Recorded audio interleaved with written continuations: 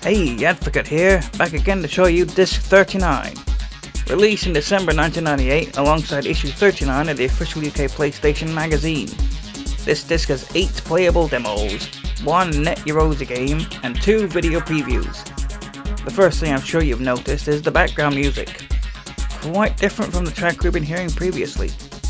If you're not fond of it, then lucky for you, it does not show up very often. Right, on with the demos.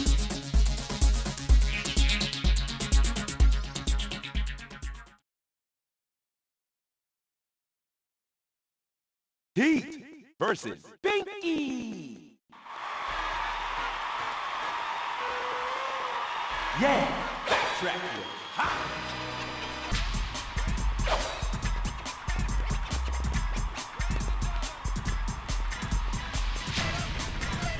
First up is the demo for Bust a Groove.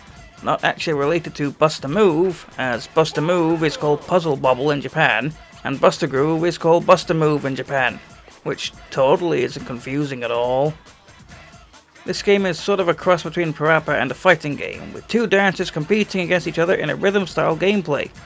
At least, that's what I think. It was never completely clear to me how to actually play this game, as I can never figure out the controls, even though it's obviously showing controls on the screen, but all I ever get are misses. If you're looking for a multiplayer version of Parappa the Rapper, this isn't a bad place to start. Or you could wait a while for Gemerlami. The demo gives you 2 characters and 1 stage. Ray.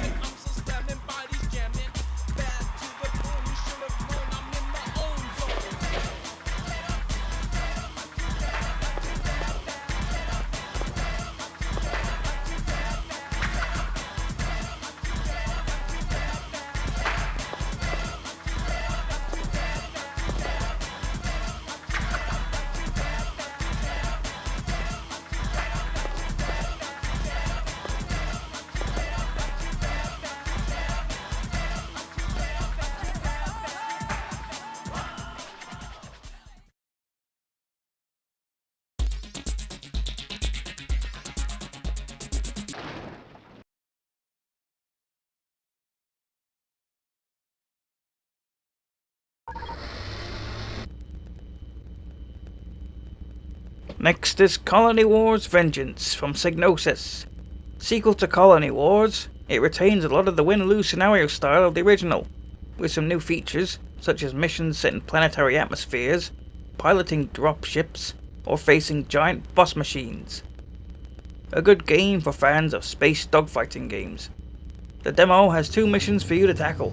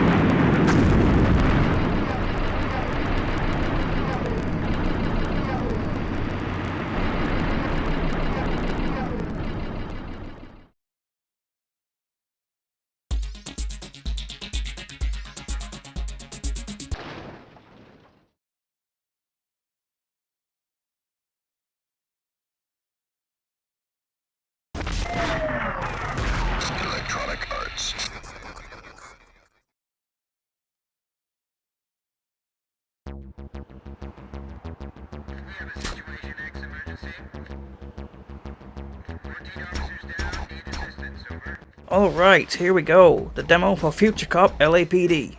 Originally a sequel to Nuclear Strike called Future Strike, this game had you play as the pilot of a police robot walker called X1 Alpha. This thing is loaded with customizable weaponry, and is also capable of transforming into a hover vehicle for fast movement. Gameplay mostly involves fast-paced combat, where X1 Alpha will automatically lock on to the nearest enemy, allowing you to use your variety of weapons to destroy them. There are two modes of play, Crime War and Precinct Assault. Crime War is the story mode, wherein X1 Alpha is tasked with clearing out criminals all over Los Angeles, from Griffith Park to LAX. While this mode mostly involves combat, there are sometimes puzzles and platforming. This mode can be played cooperatively with a second player. However, both players share the same life bar, so cover each other's backs. Nice shot. See that generator? Gotta get past it.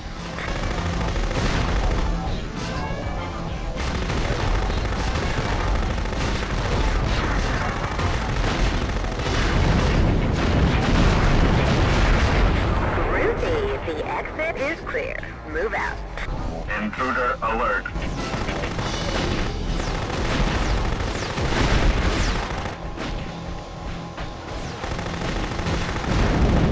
Tertiary plasma gate failure detected. That weakened the plasma fence. Find the other generators.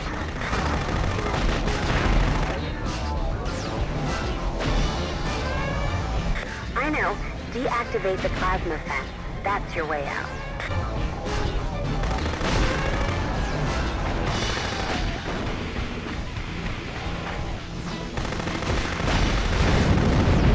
Secondary plasma gate down. 2 plasma generators are down. 1 more to go.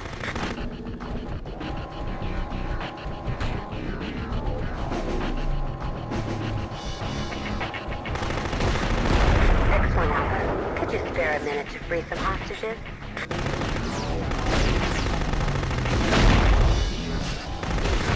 You're doing great, but don't underestimate Mysterio.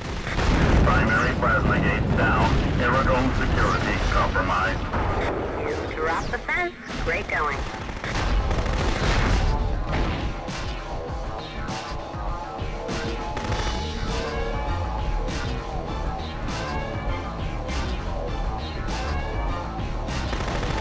The other mode is Precinct Assault, and this is the mode everybody remembers the most. Precinct Assault is an arena battle mode in which each player starts with a base from where they can deploy hover tanks and helicopters. The hover tanks will automatically make their way towards the opposing player's base, and should they make it inside, you win the match. Now obviously it's not that easy. Helicopters will help defend your base from enemy hover tanks, and you can also claim neutral turrets scattered about the map to help attack enemy units. You can also claim outposts to create a forward base to deploy hover tanks from, but these cost points to claim. You earn points by claiming turrets and destroying enemy units. Obviously Precinct Assault is made for competitive 2-player games, however you can play this by yourself, in which case you'll go against a computer control player named Sky Captain, who has a customizable difficulty setting. This makes Future Cop L.A.P.D. the first MOBA game ever released, and going back to it, it's still super fun to play, and one of my favourite PlayStation games of all time.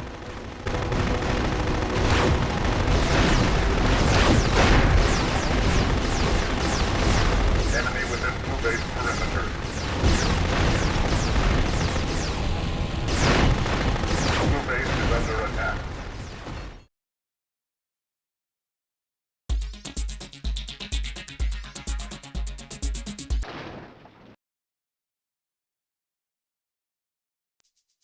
Here we have another weird game, and this time it's not Japan weird.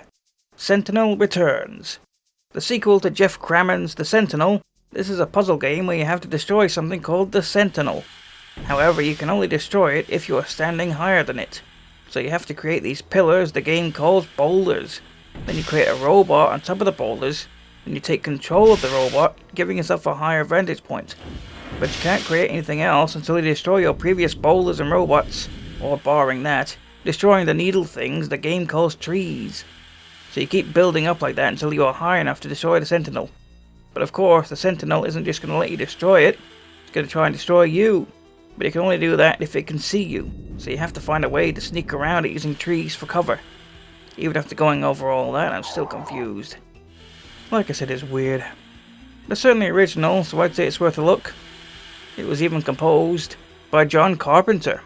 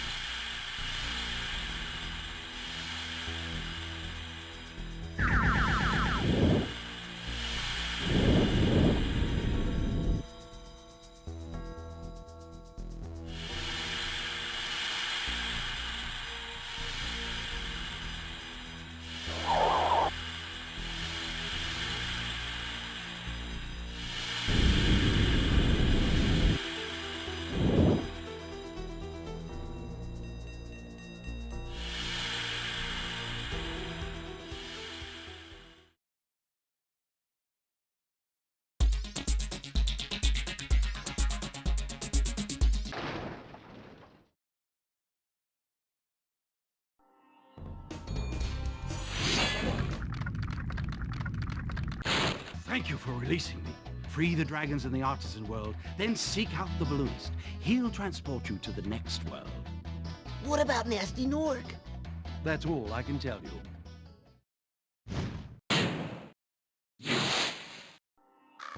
Set enemies on fire and rescue dragons in the demo for Spyro the Dragon. Roam through open-ended levels, find collectible items and rescue dragons that have been crystallized. Spyro can charge, breathe fire and glide, making him quite versatile. The full game has several hub worlds full of levels to explore, and the demo gives you the first hub world to try out.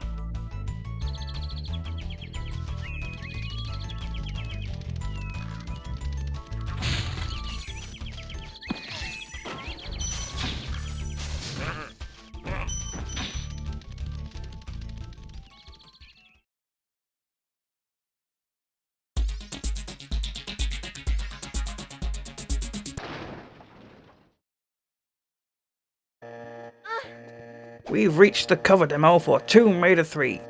For those of you who just couldn't get enough of Lara Croft from 2 games, here's a third. More similar gameplay to the previous 2, although now you can save anywhere on the level instead of at specific spots. You may also be required to have Lara operate vehicles. The demo gives you the second half for the Nevada level, where Lara finds herself taken prisoner in a security compound near Area 51, where she needs to go to find a dangerous artifact.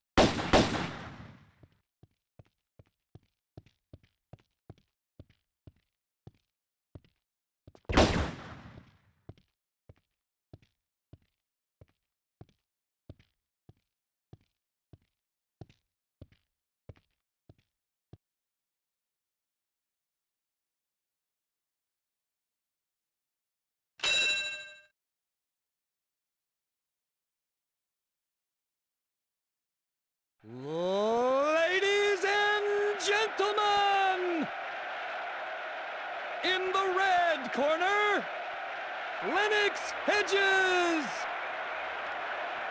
In the blue corner, Don Brown. Final round. Fight.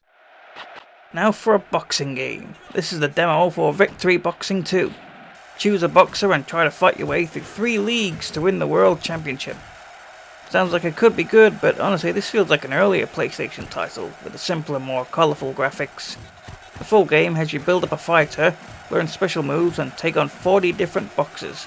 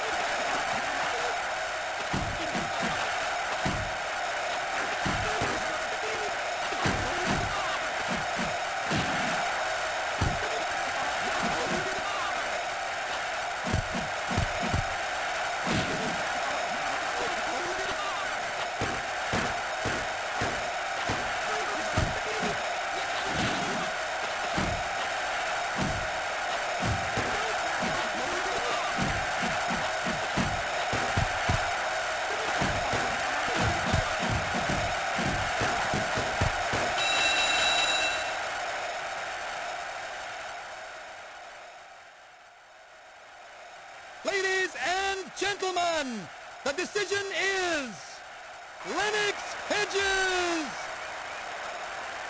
The red corner! You lose!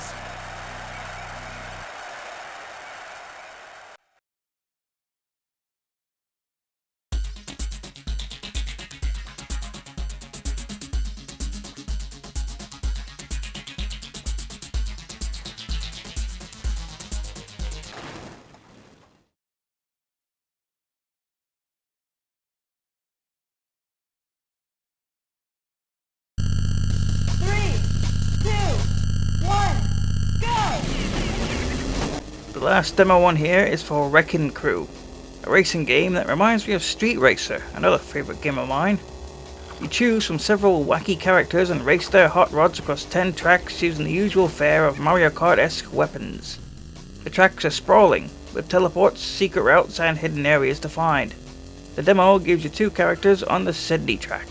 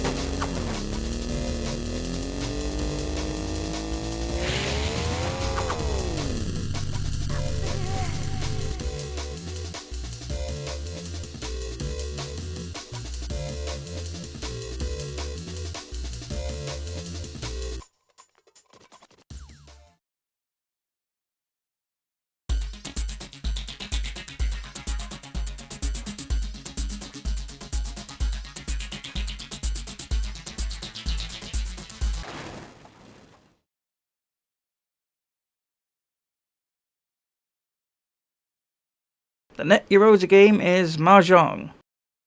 Nothing else to say, it's just Mah Jongg. Designed by Gerhard Rittenhofer in just 10 days. It's a simple yet functional game of Mahjong. So for those of you who enjoy Mahjong, there you go. I only barely know how to play, so this wasn't one that I came back to often.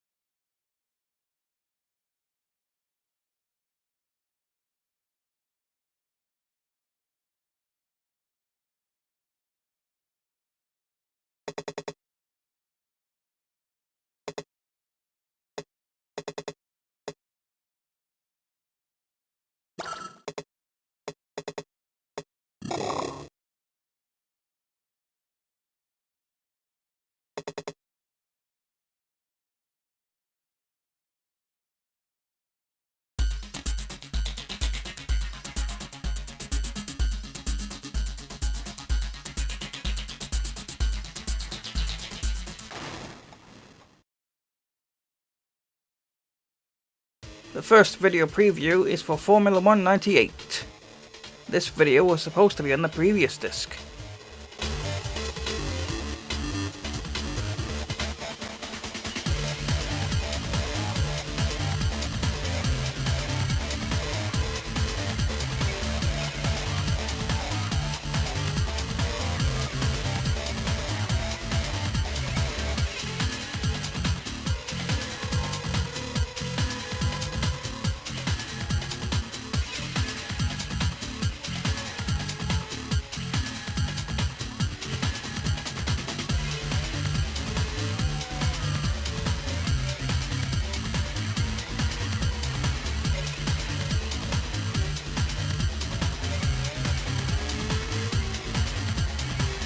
The second video preview is for The Adventures of Alundra.